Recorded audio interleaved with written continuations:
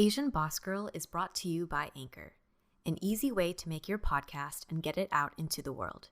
It's free, has creation tools that allow you to record and edit right from your phone or computer, and will distribute your podcast for you so it can be heard on Spotify, Apple Podcast, and many more. You can also make money from your podcast on Anchor with no minimum listenership. It's everything you need to make a podcast in one place. Download the free Anchor app or go to anchor.fm to get started. Welcome to ABG, Asian Boss Girl, a podcast for the modern-day Asian American woman. My name is Helen. I'm Mel. And I'm Janet.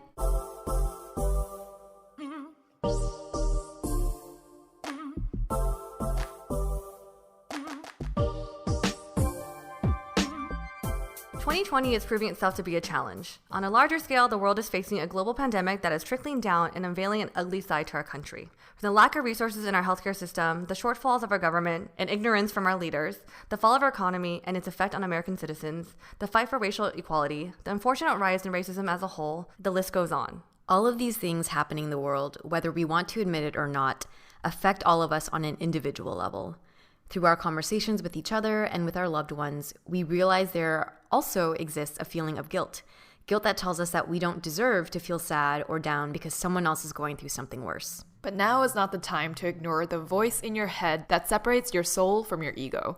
With all the time we're spending at home, battling safety and our own sanity, it has become increasingly important to learn to listen to ourselves. All parts of ourselves, the bright and the dreary sides. Because only then can we learn to bring light into a world that otherwise feels dim. So today, we're going to be talking about how we're finding positivity and hope during this time. All right, ladies, to give our listeners some context, we're going to need to ask the overused question. How are you both doing? This is Helen's least favorite question.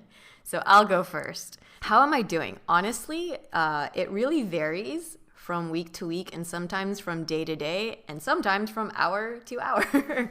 I feel like it's been a bit of a roller coaster, and I think we talked about this in our episode when COVID first happened and everything.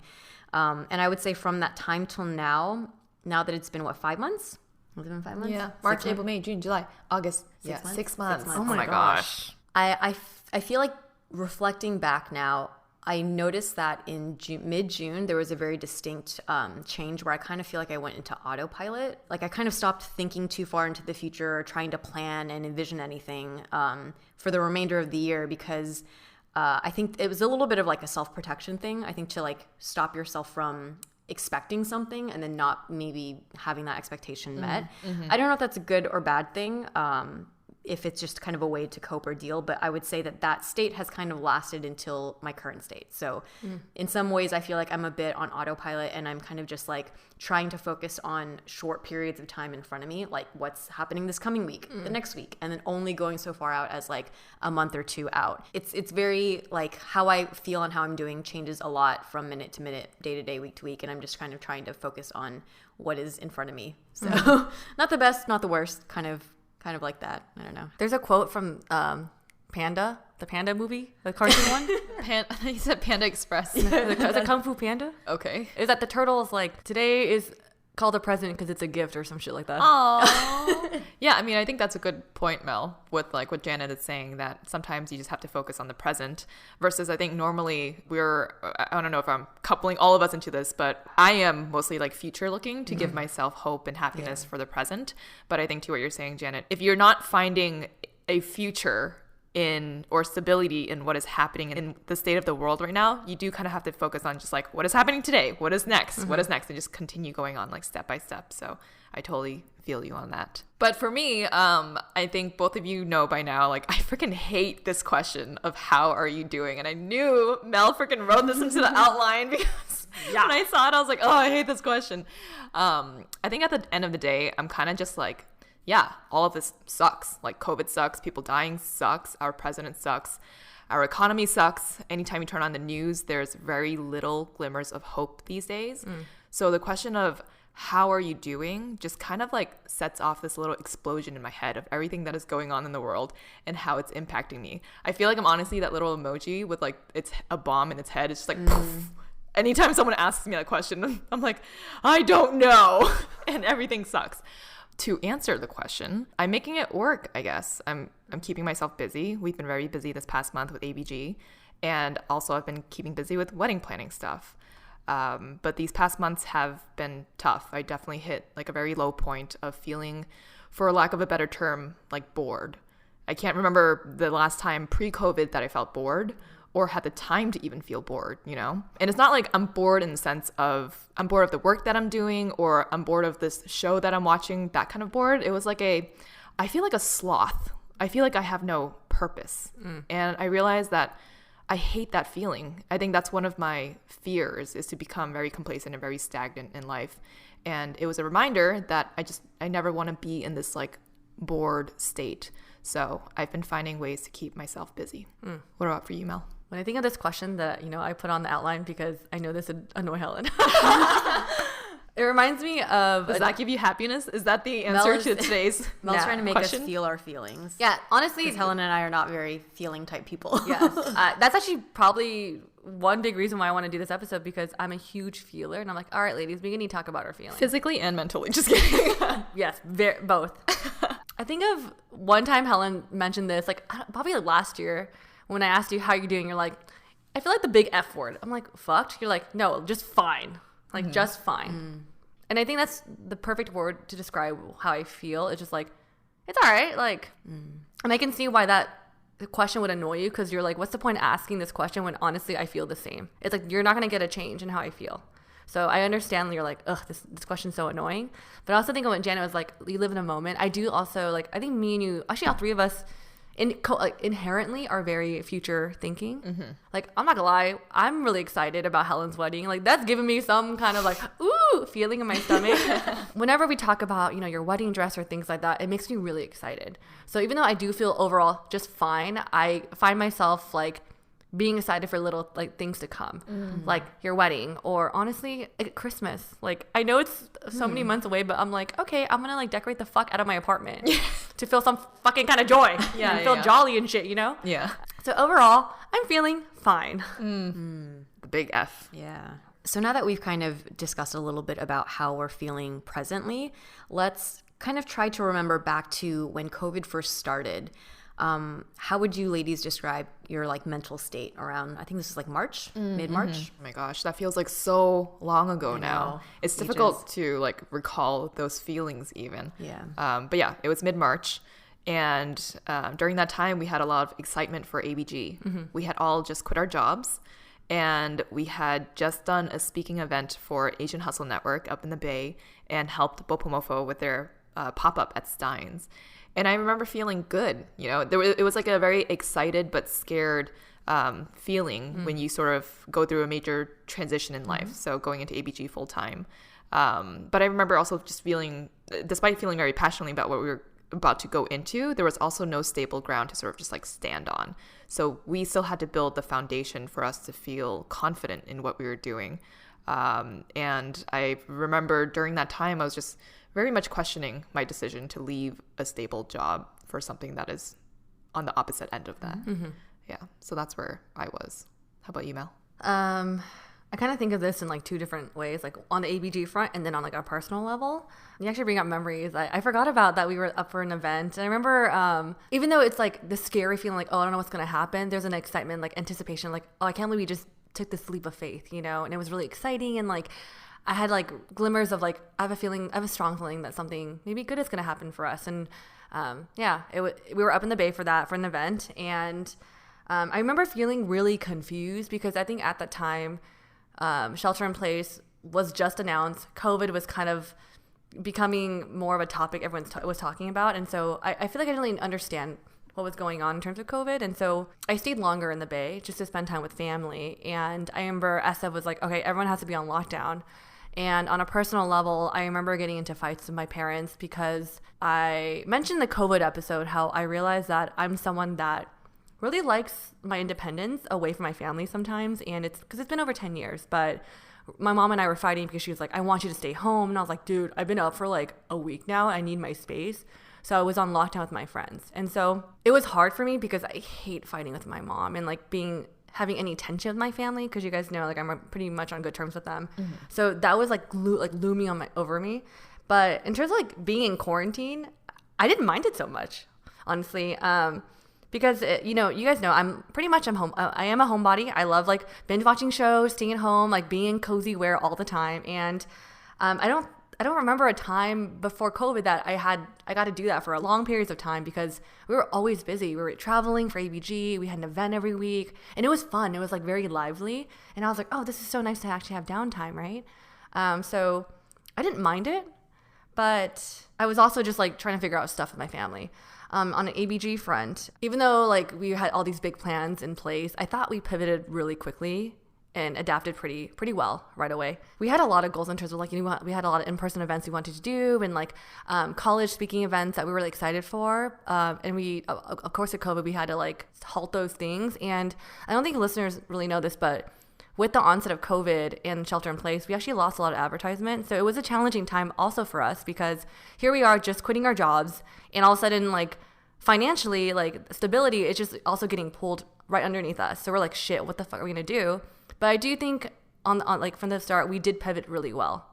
But that was the reality of what happened. On the social front, as I was trying to figure out what the fuck COVID is and like dealing with my family and being an SF, all of the racism and the videos towards Asian Americans started like climbing, and it was really sad. And a lot of people DM videos to us, to our ABG account, and I remember looking through all the DMs, and I'm just like, this fucking sucks. And the ladies know this, but I'm someone that is not really confrontational, and it takes me a while to process things. So seeing all these videos and these articles really just paralyzed me, and I didn't know how to respond. I kind of just felt myself kind of like slithering away and just like, okay, I'm going to just be quiet and like kind of be silent and just like be in quarantine with my friends and just not say anything, because it was a lot to process on top of like, what is COVID? What is this pandemic? What is shelter in place?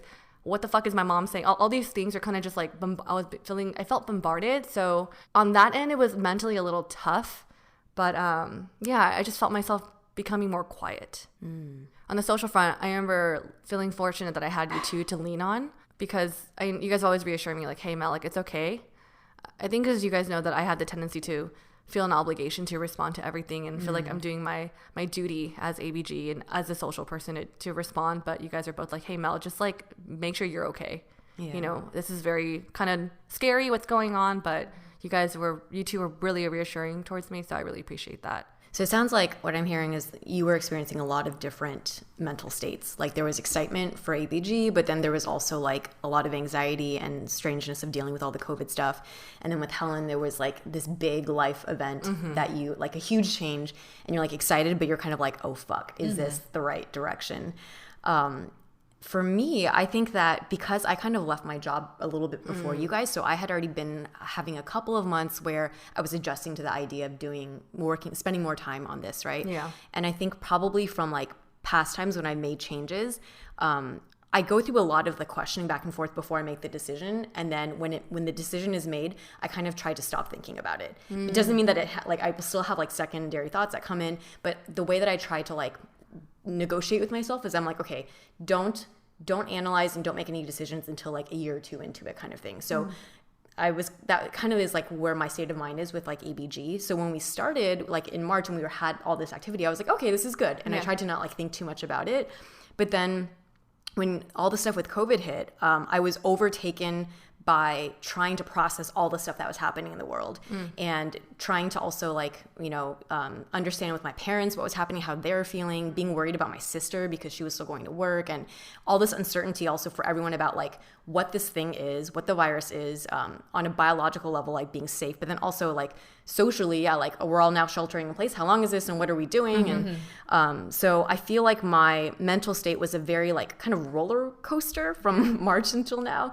I went through a huge anxiety inducing period, and then it kind of evened out. And kind of like Mel was saying, there's something about sheltering in place that I kind of enjoy. Yeah. To some degree, I was like, okay, this is once I kind of hit my groove into like my schedule, I felt kind of more like balanced. But then I think a couple of months in, the reality of not being able to interact with people, like, and of really having to only remain in my small space really started to get to me. And I felt like this kind of like depressive state setting in. And then also I think for ABG, this is now like a couple of months in. And when we first started, I agree, we pivoted very quickly. We tried to figure out what's happening. And I felt like we got to somewhat of a nice schedule, but then it started feeling like, wait, is it plateauing, or are we in the right direction? Are we focusing on the right things? And I think all of that comes into play with like also me feeling like, okay, it's stable, but then like, is this the right thing? And then you start to question, and even though I tell myself like, don't let yourself fall down, like give it another, give it full time, and then you can analyze after a certain point. But if you're sitting at home and like all you're doing is staring at your computer, it's hard to not kind of like start to question your decisions or like how we're doing what we're doing. Yeah. But then I feel like we've always been very good at communicating with each other, and not only in our work, but also personally how we're doing. Because this is unprecedented, right? Like everyone's going through adjusting your work, your life, but also like mentally and personally, how has this affected like all of our personal plans for ourselves, right, in this coming year? And so I think we've always been very good at communicating about that. And since we talked things through, then I felt like, okay, the last like couple of months have been a little bit more like it's a better cadence and I feel more balanced. But I still know, like when I said, how are you doing now? I feel like it changes week to week, day to day. I feel good about like where we are and how things are right now. But I'm also trying to just like focus on, I guess, short term, what's in front of me, because I'm afraid to make long term plans at this point. I think because I tried to, and then I feel like I get, It's almost like a need to manage your expectations now. Yeah. Sometimes, I don't know. And then sometimes I wonder if it's just like, maybe I just need a break from thinking big picture. And then maybe in a month or two, I can start thinking about that more again. I don't know. It's kind of in a strange place right now. As you both were talking about, what you're going through previously, it kind of brings back memories. Because I remember, Helen, like, you're mentioning this is like a big change for you. When we started ABG in March, or when COVID started, like I remember feeling like this is such a momentous occasion for Helen, because you mentioned to us, you're in your career for 10 years. And I remember you telling me and Janet, you wanted to go home to Boston, right? And then kind of like take a breather and then spend time with family. And I remember when the COVID started, I was like, fuck. I also felt as a friend, I'm like, I really wish she could go home. Yeah. Even just, I remember like celebrating with you. Like so many things. Right. Yeah, we didn't get to do that because the moment that we were supposed to be like, Oh yeah, I was so sad about that. Oh, you brought back sad memories. Oh, no. Just kidding. No. But I mean, I think it's just, like understanding kind of how big of a thing this is, right? Yeah. Oh yeah, I totally forgot about that. Oh yeah, oh, damn, add that to my answer. Pre-COVID. No, but I think sometimes like when I hear like when we're talking about how we're feeling and dealing with ABG, it's also a good reminder that at the core of it, we really are just really good friends. And we feel like when you said we do a good job of communicating, I think we do it because we truly care. I do feel like since we work so closely together, like your feelings, or for me, you're both your feelings that when you guys need feel like a part of me as well. So when I feel like you're not getting it, I feel kind of like, damn, part of me feels like, fuck. I feel kind of let down. Like I wish she got that, or I wish she did that too, so. No, thank you. And during that time, like you both were very supportive. I mean, it's also one of those things where I think I'm just the type of person to put my feelings secondary to other people's feelings, like very much so, right? And so when I had quit my job and there was no real celebration for it, it felt like that was kind of taken away from me because it was almost a decade-long career at this one place and we couldn't celebrate. Yeah. And then I think to myself, like, okay, this is a very selfish thing. Like, why do you need to celebrate this thing? Why do you need to put yourself in this position of like a party mode and like everyone like, come out and drink with me because, I want to buy you all drinks and buy me drinks too and shit. Like I went through like a crazy job and that didn't happen. So I was kind of like fighting with myself during that time of like, why do you care so much about this? I got to the conclusion of you should care about these big momentous occasions because these are like big milestones in your life that you should celebrate. Like life is about celebrating the things that you've either accomplished or feel good about. So I try to tell myself not to take that feeling away from me. But you both were very much there to help me celebrate despite, not being in COVID mode and all that. So I appreciate that. Yeah. We'll do a proper celebration at like the 1-year anniversary. So hopefully by then we can. It'll be 1 year anniversary of ABG. That's what we'll be celebrating. That's true. But I think what you said is actually really good things for our listeners to understand, because one, you shouldn't shame yourself for feeling a certain way, because I do think you need to understand your feelings to, one, like, I guess, understand your feelings and do something about it, right? I think in this case, it's reflective of your values. Like when you said, like, to understand why do I feel so passionately about this, it means that you were really proud about those 10 years that you spent. It's like 10 years of your life that you really dedicated and worked hard for. So it's like the signifier of all this effort and of all the things that you value. That is like incredibly important. Yeah, I agree. And I think even just on a friend level, I got to understand you more when you're expressing these things to me. Or to me and Janet, because I feel like, okay, we know this is what you value, and like for us, when we celebrate with you, it even means more because we get you. You know what I mean? There's a level of like, I understand why this is so important to Helen, because she values this and she puts so much time to it, And so also to our listeners out there, like, yeah, share with your friends, because it's like you're like unlocking this other level to your friendship, So I would encourage to open up and share your feelings, even though people might be afraid or hate talking about their feelings. Yeah. Raising my hand. But I think this also, to me, for our listeners out there who probably also had big personal life milestones that happened during this time when all this other shit is happening in the world, like, take the time to think about that. Like, what was happening in your life personally around March, April, May, and honor that you have been affected by that, right? Because it just, like, suppressing it and not knowing, it will come out in some other form. Yeah, there's something to it, too, where it's like a delayed celebration is still a celebration. So don't wipe that away as like this is never going to happen again. You can always celebrate in the future.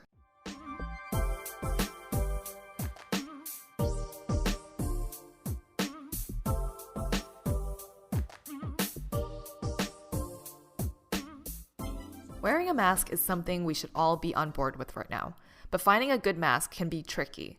Some don't fit right, some are made from really uncomfortable material, and others can get dirty very quickly. And as if finding a good mask for ourselves as adults isn't challenging enough, try finding a mask a kid will keep on. I know this has been a challenge for my sister Annie and my niece and nephew Riley and Tyler. For our parents out there, we're excited to share with you Crayola School Mask Pack. Each pack comes with 5 comfortable cloth masks, and all masks are built with a 3D design, form-fitting nose wire, and adjustable ear straps. Their masks are machine washable and come with a mesh laundry bag for convenient cleaning and a calendar to track daily usage so you and your little ones can stay organized. As an added bonus, Crayola School Mask Pack will donate a portion of your purchase to a charity of your choice that supports kids who have been impacted by the COVID-19 pandemic.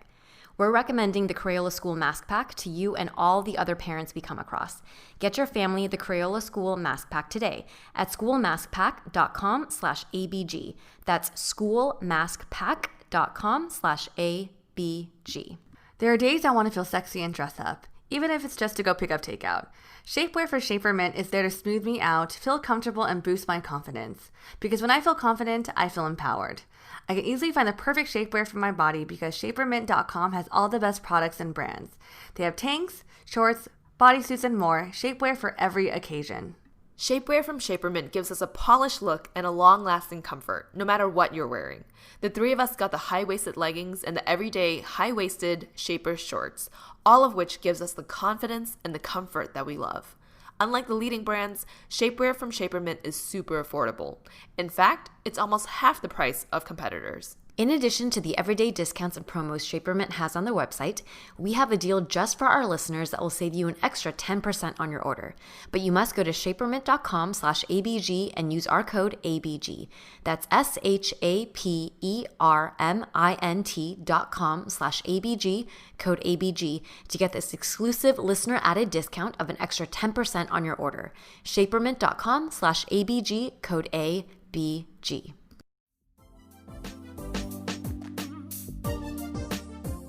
Well, Jana, can you share with us how you're doing now that shelter in place is our new normal? So I feel like I said, that it's been kind of a bit of a roller coaster of different phases. And for our working style, because we are now, fully focused on ABG, when quarantine started, everyone was like in their own homes, right? So we were meeting on like Zoom, like virtually almost every day.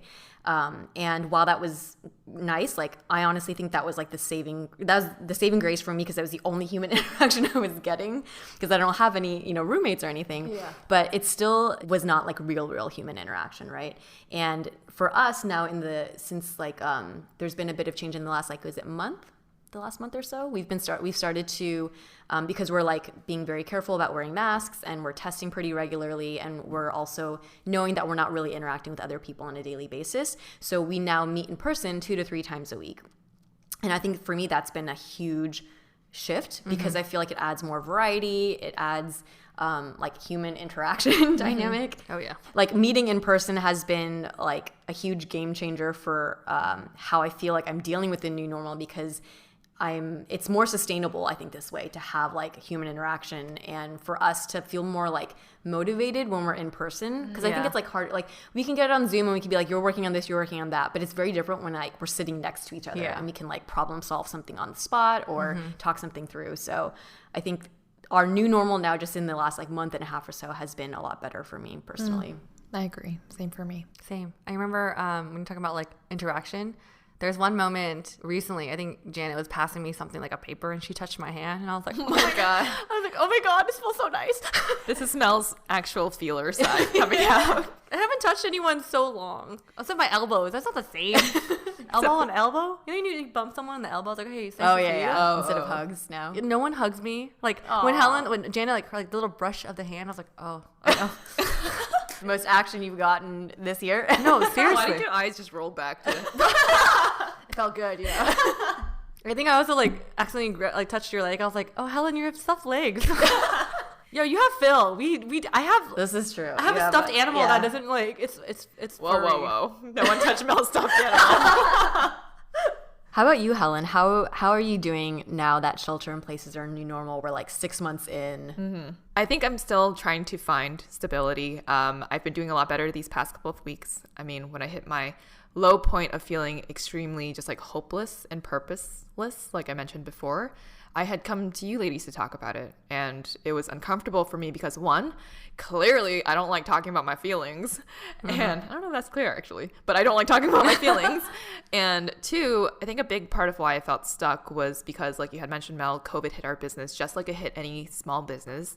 And it felt like we were doing almost the bare minimum to get by, which led me to think, what are we actually trying to accomplish here?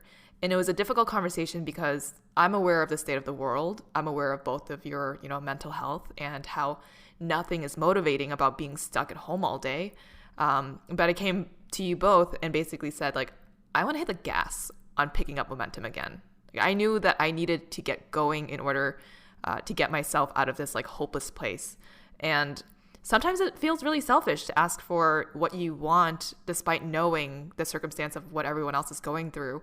But I think it was very important for me to vocalize it, and I don't think I do it enough, and I definitely don't do it confidently. But this past month, I feel like we've been hella busy, and yeah, some nights we'll be staying up till like 3 a.m. and working on the weekends. But to me, that's made me mentally feel so much better. I know that sounds crazy, but I think when our like livelihood now depends on this podcast, my fire sign, my type 3, is going to come out to make sure we still succeed in all of this. As I was like kind of thinking through this, I was also wondering, like, is my worth tied to my work? I don't think it is. I think I've realized that my worth is tied to many things like self-love, self-confidence, but it's also tied to my growth and my relationships. And I had to remind myself, like, oh wait, the fix to my hopeless and feeling of like that boredom, that slothness, was exactly what I had outlined my values to be, which is growth in passions and excellence in life, in the things that I do, in addition to being able to take care of my family and my friends. So yeah, I think knowing this, I felt like I had a grasp on how I could re-find some of that happiness. So now that I've grown accustomed to this new normal, every day is a bit different. There's definitely still downs, but on average, I feel like I've been, doing okay, keeping busy with ABG, but also planning like social distance coffee breaks or picnic catch-ups and longer hikes. Janet and I went on one. That was kind of tiring. We woke up at 3:30 a.m. Freaking A, we did. We woke up 3:30 because we were going to do this hike called the Bridge to Nowhere. Yeah, it was supposed to go through like lots of water and everything, and so we wanted to get early start. We got some like water shoes that were beforehand. That were not cute. Not cute. Very function. It was definitely function over fashion. And yeah, and then we ended up like going on a the steep ass hike, rocky, sandy instead in the water shoes. Cause so the hike was closed. Yeah. I don't know if we said that, but yeah, anyway, we woke up at 3:30 for a hike that was closed. But it was so fun, you know, like just being outdoors. I think that's where I get a lot of my energy from. Other than that, I've been like cooking a lot, like 6 out of 7 days of the week, if not 7. I love experimenting with new recipes while catching up with like Lester Holt or putting on a trashy reality dating show in the background or something like that. And also like trying to pick up tennis. I've played twice with Philip and definitely get a workout in, trying to fetch my balls that I hit out of the freaking fence. And then also another thing that I realized brought me a lot of happiness this past week, I woke up at like 7:30 in the morning to do an 8 a.m. virtual workout with my friend Melly. And I know that sounds crazy because I'm a night owl. I am not a morning person, but I felt that was maybe one of the happiest days that I had in like the past few months maybe. Yeah. Because I woke up early, felt good about myself. 9 a.m. was at the grocery store getting groceries and all the produce was fully stocked. And that is a struggle nowadays. It is. It is. And there was no one there. And all the sale items are still available. So, and then like the rest of the day, we had a productive work day. At night, I just end the night with like a home cooked meal, eating with Philip, watching The Office, catching up on our day. And I realized that these simple things are actually what bring me like true happiness now. Just feeling productive and grateful for the things that I do have. So yeah, those are sort of the ways that I'm dealing with the new normal now. I kind of wanted to go back to Helen, what you were saying about like having to like, or going through the mental processing of like questioning, oh, do I place my personal value in work? Because I've definitely had some of those thoughts as well. Yeah. Like with everything that's been happening, I'm like, oh, should I be like, am I just diving into work to kind of like distract myself? Or is this like also like, why does it matter so much? Yeah. But it's really important, like you said, to figure out like what is the deeper thing that it means to you, right? And also like you bringing up that conversation with us, I felt like I really appreciated that. And I think we talked about this, but it's like, what you're feeling, chances are we are feeling parts of that as well. And for me, at least, I knew like I just didn't quite, it hadn't processed to the point where I could articulate it. Yep. So when you express those feelings, I was like, I'm right there with you, you know? And so I really appreciated, so I think it's just like talking about your feelings, thank you, Mel, is helpful. I was so awkward when I brought it up though. I was like, my head was down. I'm like, hey guys. Really? I felt that way when I was talking. You didn't come off that way at all. It didn't come off awkward. I felt like it was a very like kind of say what's in the room that we might not be calling out. And for me, it was just because like I almost like didn't quite recognize it yet. It just mean like something felt off, but we didn't really know like what. So having you pinpoint it was like really helpful. And I feel like it was very critical in helping us like shift, right, and adjust again. So thank you. Yeah, I think going back to what you were saying about the whole like when you tie your worth to too, I think I had always felt that it was tied to my work, just because I mean like working at the job that I did, it consumed me. So I was like, oh, this is who I am. And so the whole thing about like, how are you feeling before COVID and the transition, it was extremely heavy on me because I thought that my values were tied to my work. And so not having the stability of a stable job made me really question myself. But now I think that I've dug deeper. I realized that my values are not tied to my work, but it is the growth aspect of always wanting to constantly be growing, whether it's in relationships or in my work or whatever it is that I'm doing. And in thinking, sort of changing that perspective, I'm finding that I can be overall just happier because I can find growth in things that are not just work related. Yeah. You know? Yeah, that is a very powerful thing to think through. For anyone kind of going through, I'm sure everyone's like kind of careers and jobs have been affected by everything that's happening. So I think it's actually kind of a bit of maybe blessing in disguise for you to really think about like what it is that truly motivates you, right? How about for you, Mel? How are you doing now that the shelter in place is our new normal? I guess I'll talk about ABG first, because I think, Helen, you know, you brought up a really good instance where you brought up, like, I think I need to press on the gas pedal. You both brought up really good points, because I remember with ABG, feeling like we hit a lull. I feel like I was on autopilot just doing the work, and I didn't know why I felt off until Helen's like, hey, I'm not feeling, like, quite right. I think we gotta, like, accelerate. I was like, oh, okay. And then I think when you ask that question, it's able to, like, kind of pinpoint, like, oh, I'm not excited about the work. I mean, it's because it feels so, like, you know, like it was just like going this like similar pace that didn't excite me. I think when you brought up that situation, I was like, oh shit. And I started to reevaluate what drives me, you know. And I think during our conversation, and it really helped, honestly, doing the Enneagram test and the DISC test that we'll probably talk about in a different episode. But I was able to understand both you guys and how you both work. And I identified that for me, I'm someone that I really need to understand my why. or else I will not have motivation. For me, like, I can't push the pedal unless I know why am I pushing the pedal. Unless you know where you're going. Exactly. Or like, I want to feel like I'm heading somewhere. And I think when Helen brought that up, I was like, okay. I was able to actually ask myself and then ask you guys, like, hey, what drives you? Because I need to know, why are we doing this again? And I think after we had that conversation, I was like, yo, I'm back in. Like, is my seatbelt strapped? I'm ready to go, you know? And if you think about it, you know, we're three women, three really actually different women that come from three different industries, coming together, trying to build this synergetic relationship, right? And it's difficult. And I think people assume that we get along really well, or business will be kind of fine and dandy because we're friends. But the working styles and our working, like, languages and stuff is very, very different because we come from different worlds. And so we're all coming together trying to figure this shit out, right? But like, you know, like both of you guys mentioned, we're really good at communicating how we feel.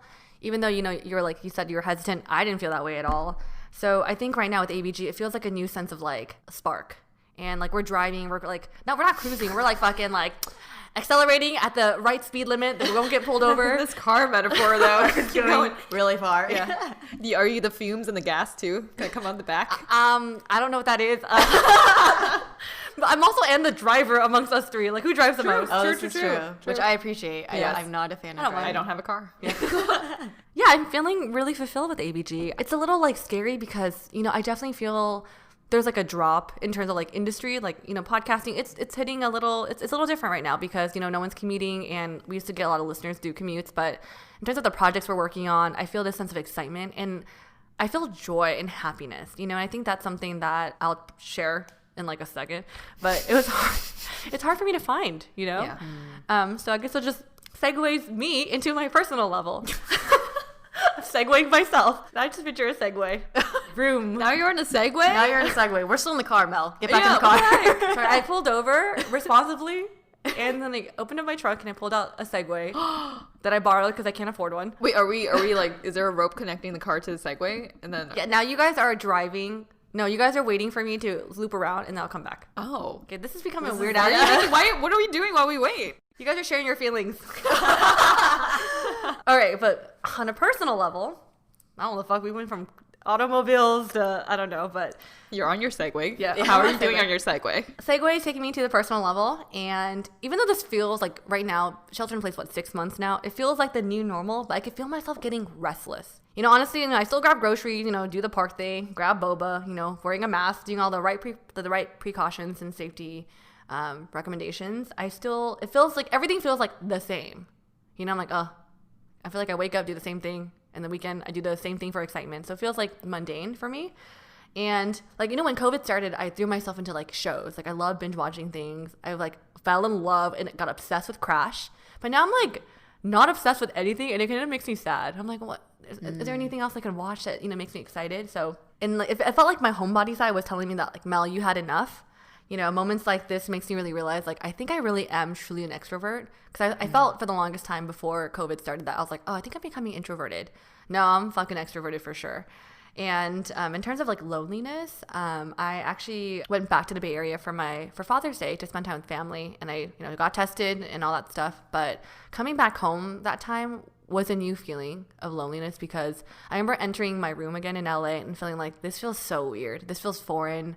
I don't want to be back here. I think it's because everything felt the same for the longest time. And I remember calling Janet because I think you expressed this feeling before. And I was like, I feel really down and I don't know why. And I think as you shared with me, like, you know, you live alone. So this sense of loneliness, it felt like, I don't want to say it feels familiar, but you understand that feeling. Living alone already can be lonely at times, Yeah. but it's intensified when you have to shelter in place, right? Yeah. And I think it's hard because, like, you know, the people around me, like, they do have, like, significant others, and because I'm just like, I wish that like I had someone to like quarantine with, because it'd be nice to like cook with someone or like talk about like, this is how my day went, or look at this funny video, you know. And not saying I need a man or whatever, because I really don't, but you know, how nice would it be? Like, how nice would it be to have a companion? Yes. home? I think that's a huge distinction. That's the thing. It's not just having another body, like a roommate, but it's like, because we're at a place in our life where we would like to be dating and meeting someone. And that's kind of also been put on pause because of COVID. AgentBossGirl@gmail.com. There's our plug. Yeah, always plug. Our weekly plug. Plug, yeah. But it feels like, you know what I'm craving? I think the type of loneliness I'm feeling is like I'm craving intimacy more. Not saying like I want to like do the dirty, But like, but you do. But also just like, I want someone to like touch my hand. Sorry, this sounds weird, but it's just a different type of loneliness that's coming out, you know? And it kind of felt like I wasn't necessarily depressed, but it's like a kind of like a low level sadness. Yeah. I mean, there's research that people say that, what is it? Not like having your relationships in your community is what prevents or like is what keeps good mental health, right? When you don't have a lot of like relationships or interactions or community, it's very easy to kind of, get depressed. No, for sure. I think I miss like human interact, like human to human, like in person, because I'm pretty sure everyone feels this way. Like at first with COVID, it's like, oh, everyone's on the Zoom parties. Now you're like, oh, I do not want to go on another Zoom party because I'm going to have to like sit there and like only one person or two people could talk at the same time. You're just like, I'm just sitting here listening and like, I can't touch you. I'm just looking at your digital face and I don't want that, because I already had enough of that, the past few months. So I'm just kind of over like the whole like digital like Zoom things. And I mean, I do enjoy FaceTime here and there, but it's just not the same. Like, so that loneliness is like in me. I'm on the segue again now and I'm leaning to mental health. After going through that, I made it a priority to go back to therapy. And I think we started I started back in April.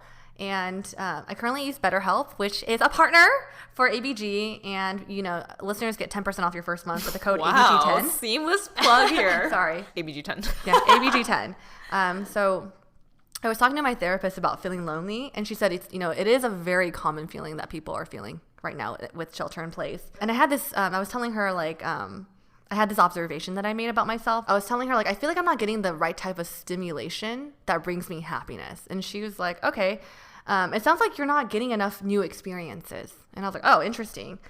Because I feel like, she's right. Why am I feeling so restless being at home? I think it's because pre-COVID, I don't mind being alone, but I got to like go to the mall by myself, watch a movie by myself, go have lunch by myself outdoors. And so right now, I'm always by myself, but I'm by myself in a house. So it's just like, okay, I'm enough of this. So she's like, you know what? I think you just need new things in your life that could spark interest or joy. So I was like, okay. So with that in mind, I started creating a list, which I'll share later. But yeah, so mentally, I think I'm doing better because I feel like, yes, I finally know what to do with my feelings because you guys both know that I'm a strong feeler physically and emotionally and everything, that when I feel off and I can identify what I'm feeling, it really throws me off. Like I'm someone that I feel first before knowing, but I like to know what I'm feeling. So when I don't know, it really just like, it makes me feel kind of unstable because it's something that's part of me. Like I usually can identify how I feel. So after talking to my therapist, I'm really happy she gave me like kind of tangible things to do. So really quickly, I was reading this book called Everything is Fucked by Mark Manson. And, like I mentioned, I like to identify how I feel. He mentioned in this book that the opposite of happiness isn't sadness, anger, it's actually hopelessness. And so when he mentioned that, I was like, oh shit, this is actually what I feel. Like, this is what I feel. I'm not sad, I'm not angry. I just feel like I'm losing hope. And so when I read that statement, I was kind of like a little relieved to be like, okay, this is what it is. And I could share this with my therapist. And I think through that conversation and through identifying what I'm feeling, I was able to like find tangible things to really take the right steps forward. And she also shared with me, again, like this feeling of hopelessness. The result of this is that people are seeking professional help. And, I think right now, the next challenge for everyone after they identify is the feeling of hopelessness is like, what do I do now? That is the next challenge.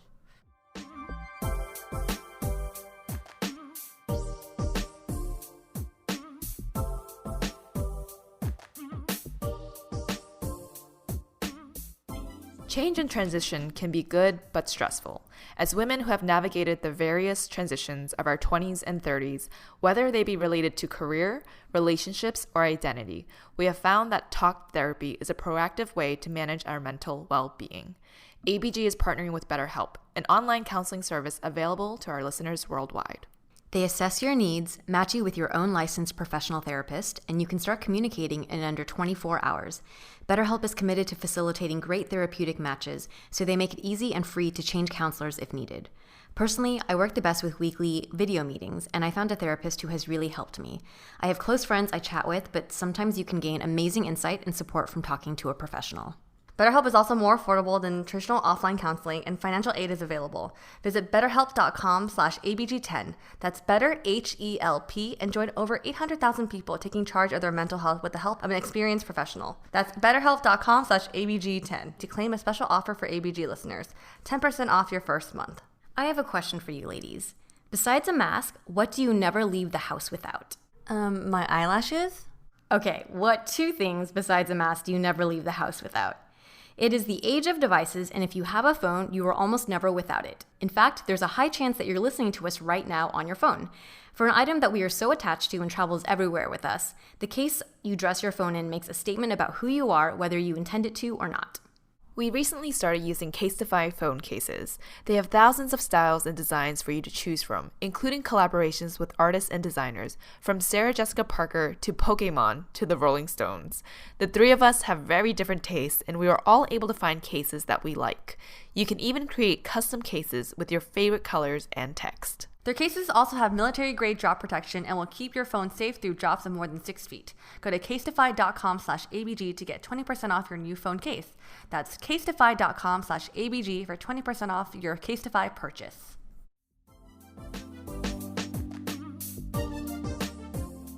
Right now, all 3 of us kind of shared a little bit about, ways we're trying to find happiness or hope, whether that's activities or like mindset changes. But is there any specific tangible things you ladies are doing now to make sure that you're finding happiness in our new normal? I thought back to other periods in my life where I maybe have gone through a bit of challenge and how I work through kind of maintaining hope or getting through. And a lot of it comes down to like basic self-care things, right? Like moving your body, eating well, getting good sleep. And I'll be honest that I haven't been the best at being able to implement those consistently. I still occasionally, I notice that when I go outside and I move my body, so like going on outdoor runs is really helpful. I'll still do that occasionally, but I haven't been great about like being super consistent about it. Yoga has also been something that I will do, but then sometimes fall off of. But the one thing that I have been trying to be very consistent with is the meditation. And I have found that like if nothing else happens during the day, like literally if I just spent the day mostly like in bed and feeling crappy, if I just meditated 2 times and I got my 2 sessions in, there's an aspect of like just the meditation itself makes me feel better, but also I think it's the idea, the ritual that I was able to like keep for myself. That's been really helpful. And then other methods that I've used in the past have also been like talk therapy. And I was actually very consistent about it in the beginning. So when COVID started, every week I would have sessions with my BetterHelp therapist. And ABG 10 for 10% off your first month. This is not intentional, by the way.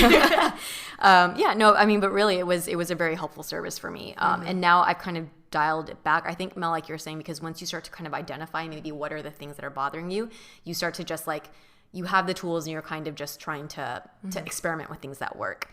The other thing that I think, Mel, you also mentioned with your therapist said is like finding new activities or like, I think that's where it feels sometimes like look ahead and I'm like, okay, this is just going to be life for like how long, and being able to kind of plan either small trips or even having some events. Like I had a really good friend who got married last weekend and she adjusted her, wedding to be COVID appropriate. So there was a max head count, people wore masks and everything, but just having that as a marker to know that within this month, I have like 1 or 2 things that I like can look forward to or can work towards.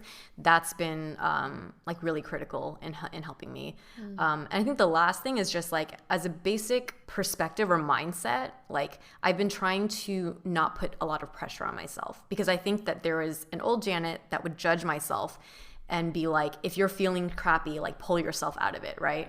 And what I've learned is like when I'm extra hard on myself, I just kind of like dig deeper into that hole. So it's been a learning experience of how to be like to not get down on myself when I'm like, okay, I'm not taking care of myself the way I should be with the runs and the yoga and stuff. And I think that when I let go a bit on myself, then I actually am more inclined to kind of practice those things. That's true. So that's just something that I've been trying to work through, I guess, on a personal level. I like that. I like that a lot, to let go.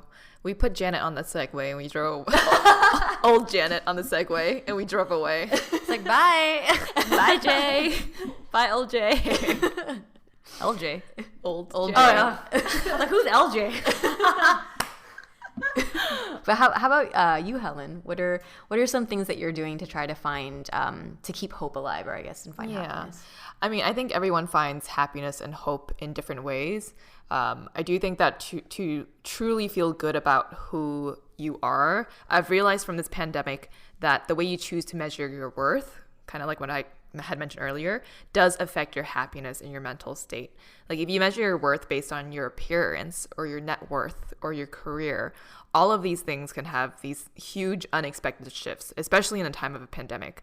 So instead of chasing things that will like temporarily boost your self-esteem, try and measure your self-worth by who you are at your core. And like we had talked about earlier, like knowing what your values are and using that as your guide to almost your day-to-day in making sure that the things that you're choosing to do and the activities that you're choosing to involve yourself in are guided by these values. I think I'm generally a very half glass full type of person. I don't usually let like little things boggle me down or the stress of work boggle me down.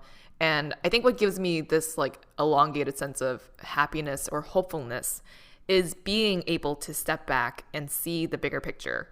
Like I think about my family. I FaceTime them every day, if not twice a day. I think about my future with Philip. I think about growing old with my friends, like you two. Oh. And I think about how, this weird time run by the worst president in America's history will only be this like speck in our lifetime. And I guess you can say that is actually practicing gratitude. Gratitude can really save you and has saved me from spiraling, right? Like when you're in a shitty situation and you can actually focus on gratitude of what you have, you actually do have the power to shift your perspective of wherever you are in the moment.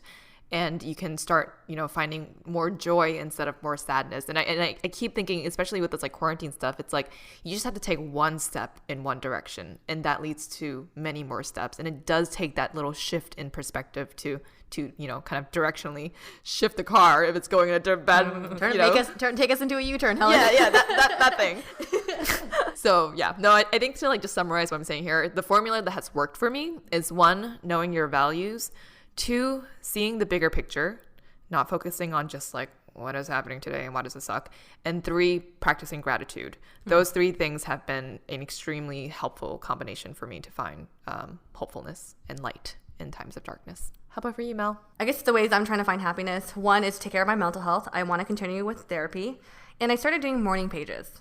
So I do journal typically, but I thought to change it up the way I journal, right? New experiences, right? So changing the way I journal. So my therapist also gave me this prompt or this activity to do. She said, you know what? Why don't you write out your affirmations? Because I think when I felt lonely and everything felt mundane, I was losing sight of who I was or who I am. And she said, write out your affirmations. So when you feel kind of like you're losing ground, then you have this list to refer to. So I kind of incorporate that into my morning pages.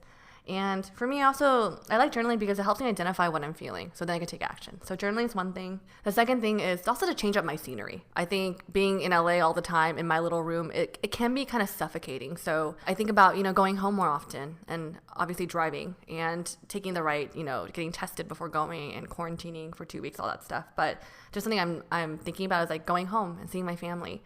The last thing I'm trying to do that she recommended to me that also makes me think of this quote is happiness is not found, it's created.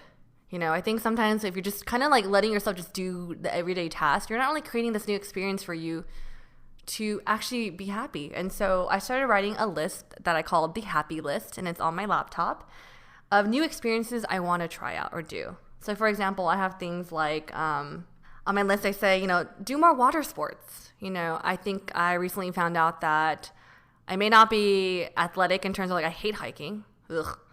Mel doesn't like walking. No, I don't like walking unless I'm distracted when I'm walking because my legs get really itchy. What? It's a thing. My friends are back home. They're like, Mel, why do you get itchy in 5 minutes? Like, I don't know. Is it sweat? No, it's like blood circulation. Oh. I don't know. Maybe just because I'm out of shape. That's what I Googled it. But I really love to swim. And so for me, like you guys, I'm a pretty decent swimmer. And yeah, you were on JV in high school. On JV, but I quit. JV ain't impressive. I like how Janet just called you out. Bitch, you were just on JV. Okay. To me, I was like, that's good, right? Because you were on a team. Like JV. You were on a swim team. Varsity. A swim team. I was on a swim team. Yeah. You can swim faster than both of us. Let's just say that. Yeah. Well, I don't know about Janet, but for sure me. Yeah. No, I'm not a fast swimmer. But I realized, maybe it's my water sign or my Pisces side, but I love the element of water. So on my list, I wrote like, do more water sports. So that's me, trying to skimboard and learning how to surf and maybe do paddleboarding. And also on this list, I wrote things like girls' night out activities. So I have like, a date night. And because I had this realization, I was like, yes, I am lonely and it'd be nice to go on a date, but you know what? I'm going to create a date for myself and give it to my friends. So I messaged Helen and I was like, hey, when are you free? I want to take you guys both out on a date. Because I think it'd be kind of nice, The only date I will have gone on this year. Yeah. You know about that. But yeah, just like different things, and I do, you guys know, like I love cooking in the kitchen, but even adding a new element to it. Like what is something I don't usually do? I don't bake. I love to cook, so I don't bake. And I was like, let me just try baking, different types of cookies and maybe giving it to my friends. So just trying different things out. And I also have my list to like plan more events for my friends. Like I have drive-through movies or like a fancy picnic, or I really do want to do a paddle boarding trip with just a couple of us. So creating these experiences is something that I have that I'm trying to prioritize. And so those are ways that I'm trying to find happiness again.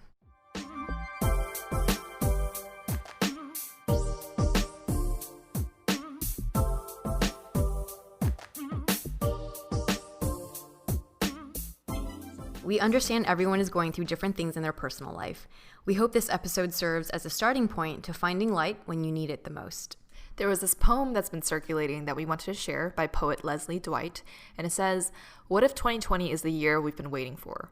A year so uncomfortable, so painful, so scary, so raw, that it finally forces us to grow. A year that screams so loud, finally awakening us from our ignorant slumber. A year we finally accept the need for change, declare change, work for change, and become the change. A year we finally band together instead of pushing each other further apart. 2020 isn't canceled, but rather the most important year of them all." As the world continues to have a reckoning, figure out ways you can individually better yourself so you can help better the world. We hope everyone is doing okay and staying safe during this time. And ask yourself, how am I doing? Really? How are you really doing? Vroom, vroom.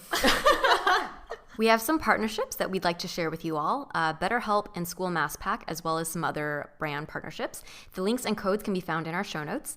For more partnership discounts, you can head to our website, asianbossgirl.com/partners. You can find us on all the podcasting platforms like Spotify, Apple Podcasts, and Google Podcasts. Subscribe and leave us a rating and review at Asian Boss Girl. And if you'd like to support us through monthly donations, you can do so at anchor.fm/asianbossgirl/support. We are also very active on social. Our handle is @AsianBossGirl. If you resonated with today's episode, please leave us a comment on how you're finding hope during this time in our most recent Instagram post, or screen cap this podcast, tag us, and we can reshare on our IG stories. We also have a new line of merch that came out this month, our Summer 2020 collection. Go take a look at asianbossgirl.myshopify.com. You can also find us on YouTube, where we have started posting some fun videos. Subscribe at Asian Boss Girl. And thank you so much to our super talented editor, Michelle, for working all her magic on our episodes, including this one. Woo! Thank you so much. Seriously. Catch us on the next episode. Vroom, vroom. Bye!